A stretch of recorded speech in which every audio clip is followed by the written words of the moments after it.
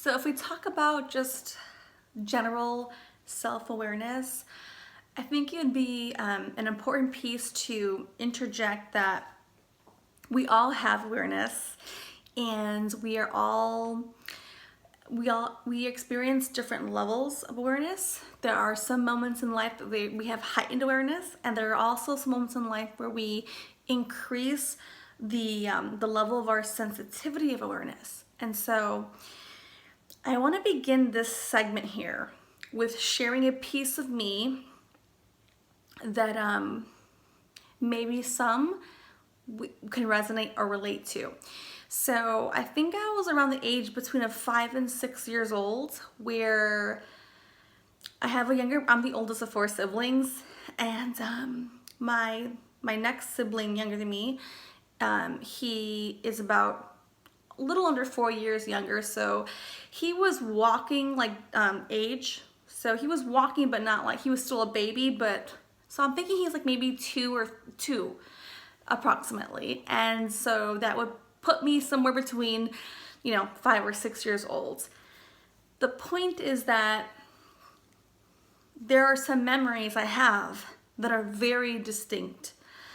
Yes. These are my earliest memories of life, and I'm curious to my own self as to why these are my first memories.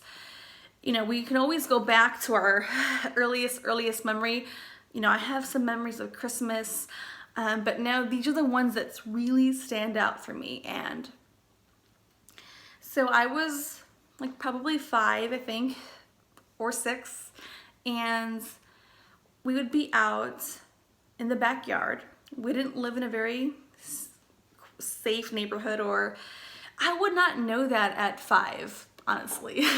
That's why it baffles me to this experience, but I'm gonna go ahead and share it, which I've never shared publicly. I think I've only shared it with 1 or 2 people, but it's important, so I will do it for the sake of understanding and for enlightenment, for those who can kind of understand this concept. There was a point when we would be in the backyard, and I just had this heightened awareness at 5 that there was some unsafe cars they weren't even circling the neighborhood. They really weren't. So I'm probably overextending by saying they were not really circling, but I knew they didn't belong, and they were very normal cars. It was like a green or a red van, like an SUV van, a very natural, normal car that should be in a very good neighborhood. But there was something about the van that did not settle right with me. And I would get these flashes, these images of them taking the bike, little kid bikes. And if I was outside of the gate, we live in a corner, so we were the corner house, and it was really a safe neighborhood, but the fact that there was some possibility, it just drives me insane knowing that I was 5 and I had such heightened senses that my grandma, who was older, she didn't drive, she would always stay at home grandma, she would watch us.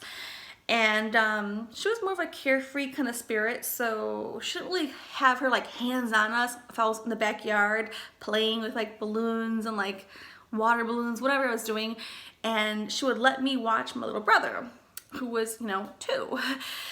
And she would have the screen door open, so I knew that she could hear us if there was something wrong.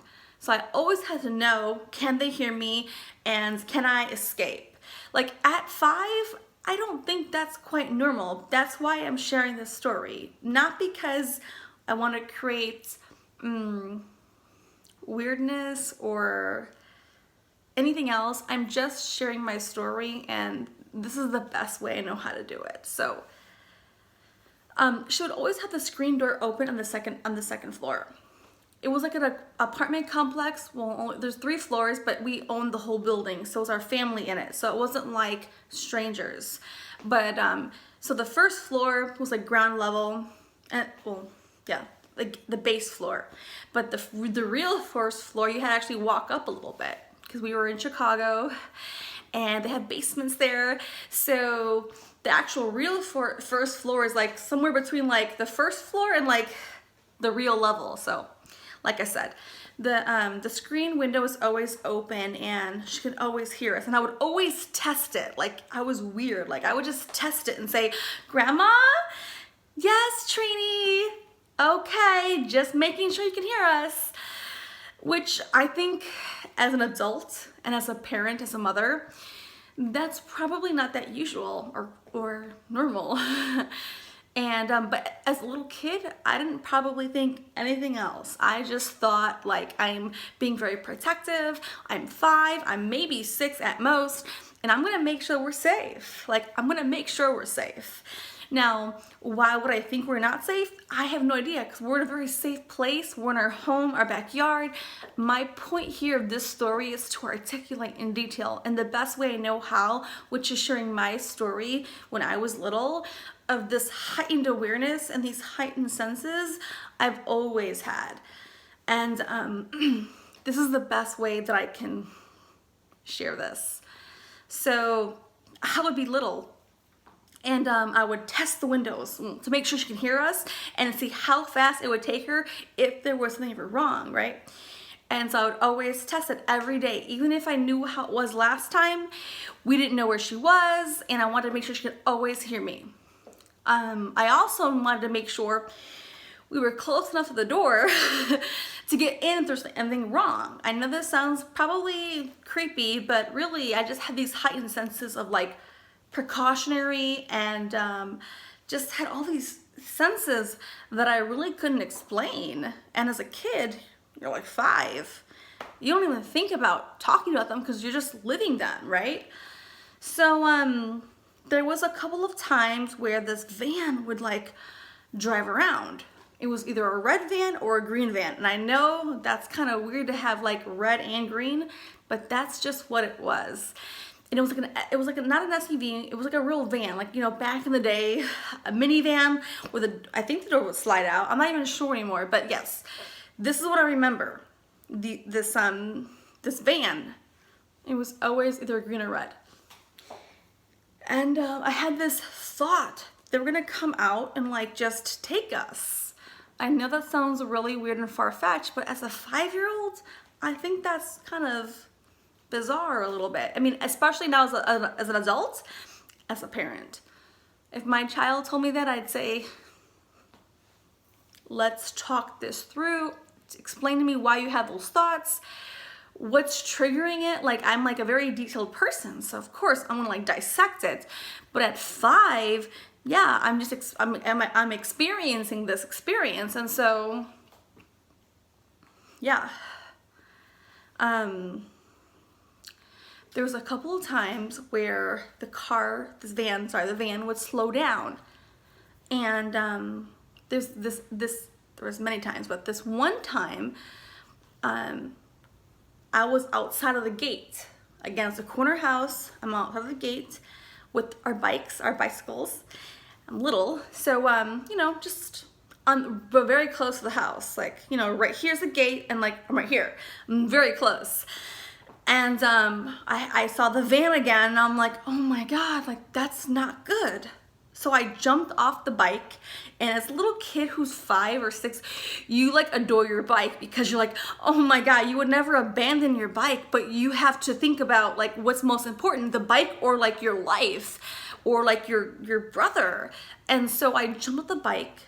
The van was creeping up very slow in a very unusual manner.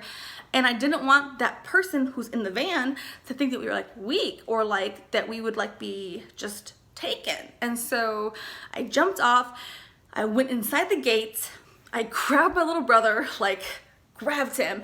I'm like, yes, grandma, yeah, we're coming in. Like I said whatever it took to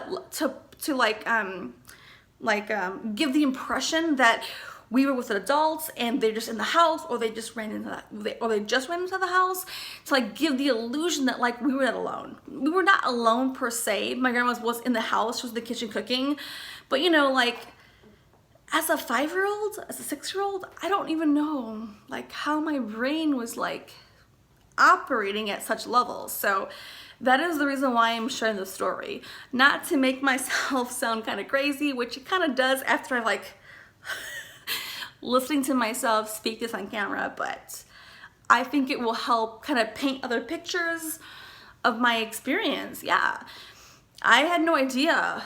And as a little kid, you don't even know what you're doing. You're just doing it because your instincts, your intuition is rushing you toward it. So it's just what you're doing. Like you're doing it. You're in the motions. You don't even have time to think. You're just like reacting.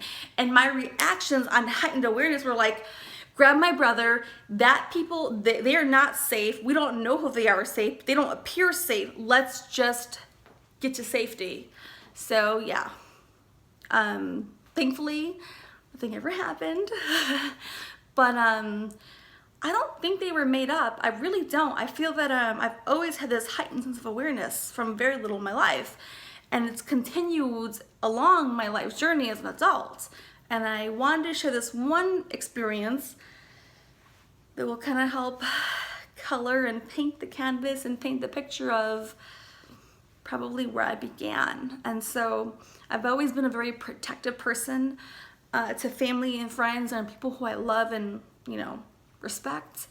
I've always been very loyal as a human being because I believe that trust is very important, and that you have to know who has your back. And if you don't know who has your back, like, you know, then what is the point of having these like random people in your life who don't support you? It makes no sense. Now, when you're little, it's kind of hard to know those pieces, but you kind of figure them out as you go along. And yes, trust me, you can be very disappointed too early in life because you hope they have the same standards of you as you do, but oftentimes as little children, they don't. So yes, you do face some difficulty, challenges, adversities, but you get through them. And at least you also learn more about people. You learn more about the way people operate, how they function, their personalities, and you kind of learn discernment as well. So I don't feel negative about the process and like the experience I've had. I always embrace every aspect of my whole life journey.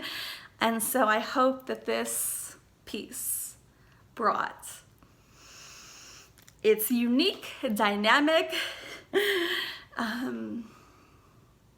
transparency and authenticity here. So thank you for listening.